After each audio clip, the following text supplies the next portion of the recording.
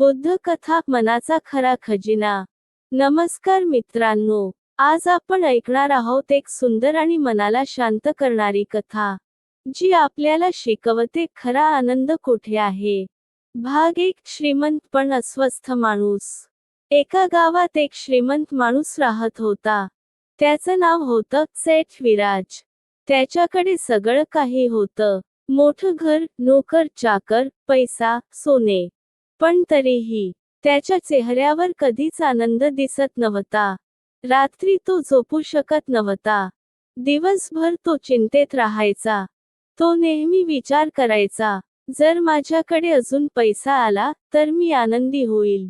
पण जितका पैसा वाढत गेला, तितकी त्याची चिंता वाढत गेली.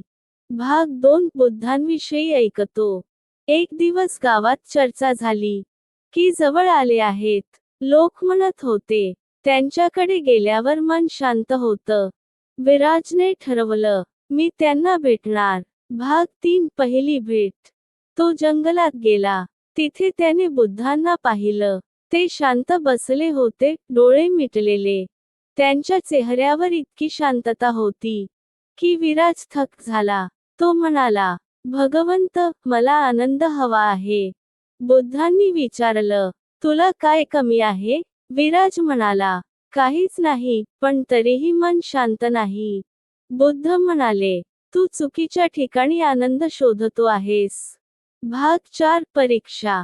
बुद्धांनी त्याला एक काम दिलं. तू गावात जा आणि अशा व्यक्तीकडून तांदूळ घेऊन ये, ज्याच्या आयुष्यात कधीच दुःख आलेलं नाही. विराज खुश झाला. त्याला वाटलं, हे सोपं आहे. भाग 5. गावातील अनुभव. तो पहिल्या घरात गेला. तुमच्या आयुष्यात दुःख आहे का? उत्तर आलं, आहे, आमचा मुलगा आजारी आहे. तो पुढच्या घरात गेला. आहे, आम्हाला पैशाची अडचण आहे. पुढे पुढे पुढे. प्रत्येक घरात एकच उत्तर, आमच्याकडे दुःख आहे. प्रत्येक घरात दुःख, प्रत्येक मनात वेदना. भाग 6. सत्य समजते. संध्याकाळ झाली. विराज थकून गेला. तो रिकाम्या हाताने परत बुद्धांकडे आला. तो म्हणाला, भगवंत, असा एकही माणूस नाही ज्याच्या आयुष्यात दुःख नाही. बुद्ध हसले. ते म्हणाले, हेच सत्य आहे.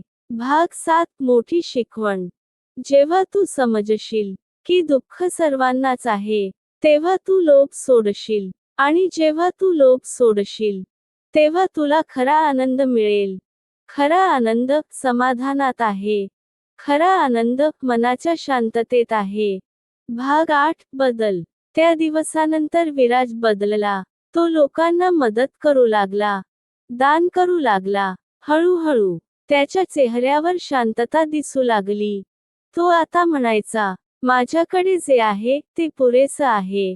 मित्रांनो, आपण सगळे आनंद शोधतो, पण खरा आनंद बाहेर नाही, आपल्या मनात आहे.